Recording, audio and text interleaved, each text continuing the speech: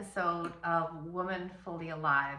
I'm really excited about this episode because I think it's going to really ring true with a lot of you, a lot of women who have been going through their lives feeling not good enough.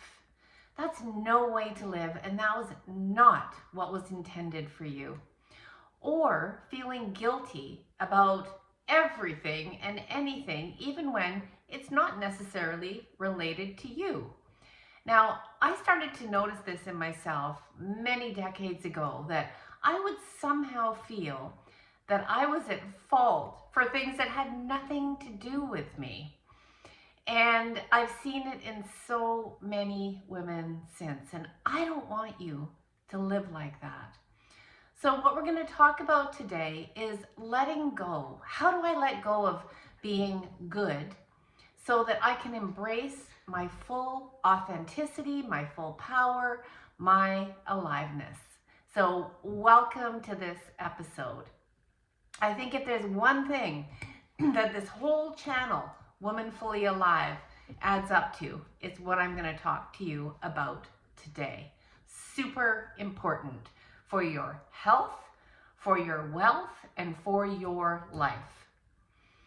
So when we're born into this world, you may have memories of being alive, free-spirited, unself-conscious, not really aware of what other people thought because you were so immersed in yourself, in your life.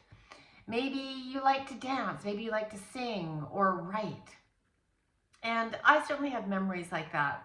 At a certain point, we start to become aware that other people are watching.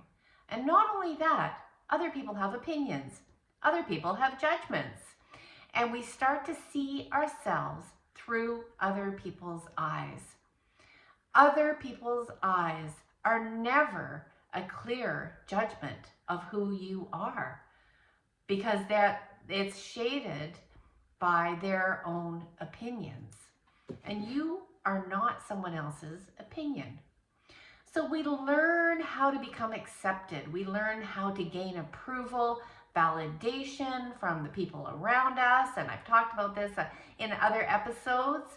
And we start to take that on. And that is the correct, the right way to be. That's totally normal. And sometimes I think that's just something that we need to go through so that we can learn who we are not, so that we can then embrace who we are. Now, often this comes at midlife, where we realize we've done perhaps the mothering, trying to be a good mother. We've maybe been the daughter, trying to be a good daughter, spouse, partner.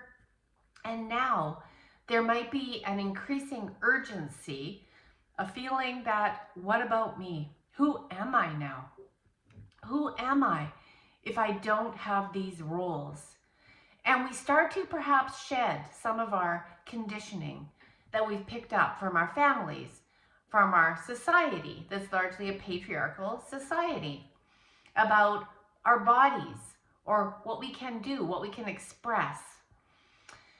And we start to, if we can identify how we started to, how we make ourselves into the good girl, then we can start to see those moments where we start to reclaim ourselves. But here's the thing. It's not about getting the perfect body. It's not about being in perfect health. It's not about presenting a happy face to the world. No, it's not about those things at all. It is actually about going inside and reclaiming all those parts of you that you learned were bad. So when we start to dig these parts out at the root and we see them with love for what they truly are, that is how we start to reclaim our bodies, ourselves, and our lives. So being a good girl is very stressful and it's very precarious because it leaves you open to interpretation as to what other people think is a good girl and or a good person, a good mother.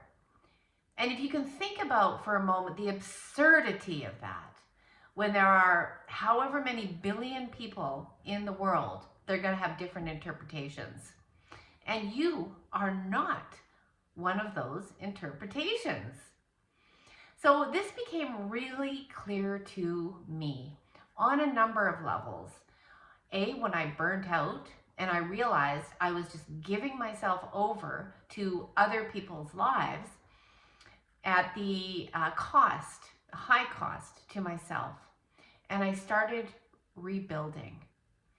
And what I saw in women that I've worked with for decades who suffered with trauma and chronic pain was still the same conditioning of trying to be good no matter what, trying to be nice.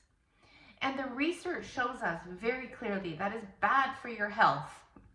Keeping your anger inside of you is really bad for your health and puts you at risk for autoimmune disease, for chronic pain.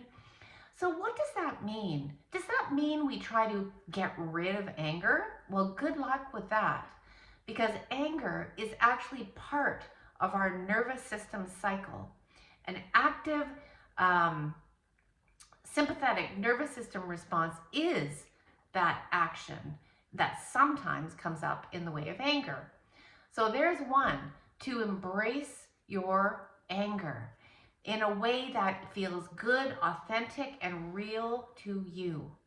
Sometimes there's a lot of draining we have to do out of stored anger in our nervous system. And there are safe ways to do that.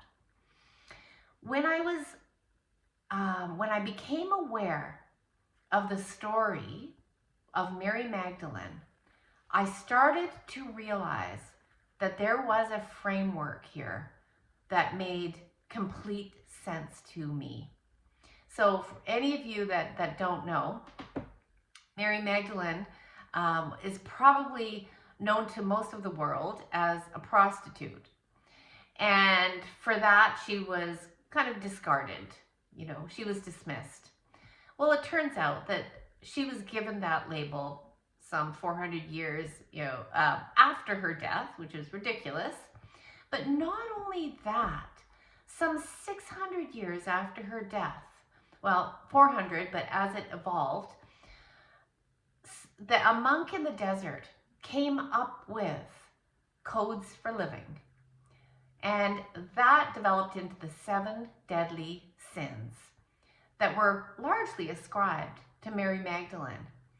And by virtue of just to Mary Magdalene, really started to mean all women. Now these are greed and anger and lust and pride and gluttony and envy. And it turns out that so many of the women that I see, those are the exact energies that need to be embraced. So if we always try to not be angry, we are going to not only be resentful, but if we start to see anger as good, we can start to activate ourselves towards what we stand up for, what we believe in, what our voices are, and we can actually start to become energized and move towards really what we want in our lives and in the world. So that energy gets freed up. It's no longer bad. I'll give you another example. When we start to look at this energy that we've buried called don't be greedy, and I don't know about you, but when I was a young girl, I loved food. I still do. But at a certain point, as a teenager, I caught on to the diets. And my life became one of deprivation. Now that doesn't make for a very happy person. And there was a saying about me that was, her eyes are bigger than her stomach. And it was true. I wanted everything. I loved color, I loved music, I loved food, but I quickly learned to shut that down.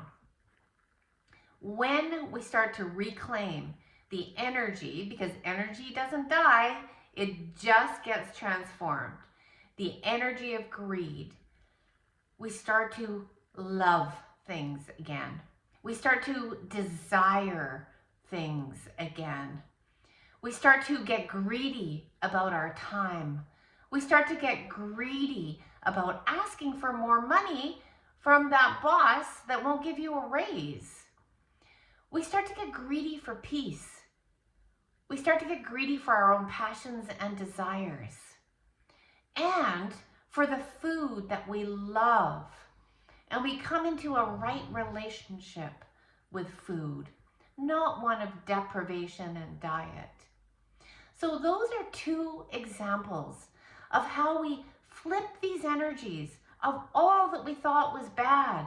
And when we turn around and we see them, we start to realize this truth, that there's no part of you that's bad. It's only what you've learned and downloaded as being bad. And when we start to become friends with these parts of us, not only does life get so much more joyful and fun, we start to find our voice and our power. We can step out of victimhood. We can start not being afraid of being judged, of being criticized, of being persecuted that lives on in our bones. But I'll tell you the best thing of all.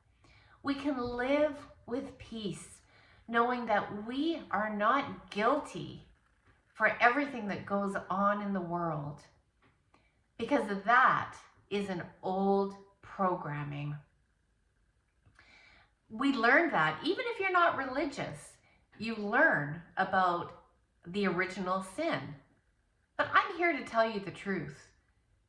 You were born whole, beautiful, and worthy, and here to fill out your original blueprint of power. And that doesn't have to mean that you become a leader of a country or you become a CEO of a business, but it might. You might already be one. It means you start to feel powerful in your own life. Feel powerful to make choices for yourself in your relationships, for your family. You feel powerful in your opinions because you know them to be your truth. And you feel powerful in your body because you know that you are so worthy. You are worthy of treating well. You are worthy of nourishment. And you're worthy of your desires. Now, this is what I call true aliveness. It is not a new health fad. It's not a new exercise program, but you might do that too. This is a true reclaiming of your inner aliveness, the goddess that you were meant to be. This is my life's work, reclaiming the energy of those 7 sins that largely are responsible for tension, pain, and illness, and certainly anxiety and fear in a woman's body. And that includes the sin, quote, quote, of lust. When we start shutting down our bodies, and lust is a desire, yes, it can be sexual, but let's think about it. Let's think about the shame that pretty much I think all of us have about our sexuality. When that is the source of all human life on this planet, I hope you can see the absurdity that might start you on a journey of reclaiming even sexual and body shame. That's an integral part of you. But lust doesn't just mean that. it also means I have a lust for walking up mountains. I have a lust for the trees. It is a desire so strong in me, and a lust for chocolate. It's so strong in me that for me to shut down one part of that, I wouldn't feel whole. So you get to choose, because there is no perfect template. You are already good. You are already whole. And now we just need to fill in the pieces of the puzzle that have yet to be claimed. They're there. They're buried. And we can uproot them and get you connected with all parts of you again. This is the journey of a lifetime, and this is the journey of aliveness and authenticity. So full circle, I'll wrap this up. Shifting from being a good girl doesn't mean that you just take on new habits and you take on new programs. It means that we go deep and we root out anything that we thought was bad. Where does that leave us? With full aliveness, full authenticity, full power. And if that excites you, get on the wait list for my next round of breaking the feminine codes. Because once you see it, once you see the chains that need to be broken, you can't unsee it. And just watch yourself go from there. I'll leave the link below. Put your name on the wait list so you can be one of the first to be notified. And I'm so grateful that you're here in my podcast listening to Woman Fully Alive. I'll see you in the next episode.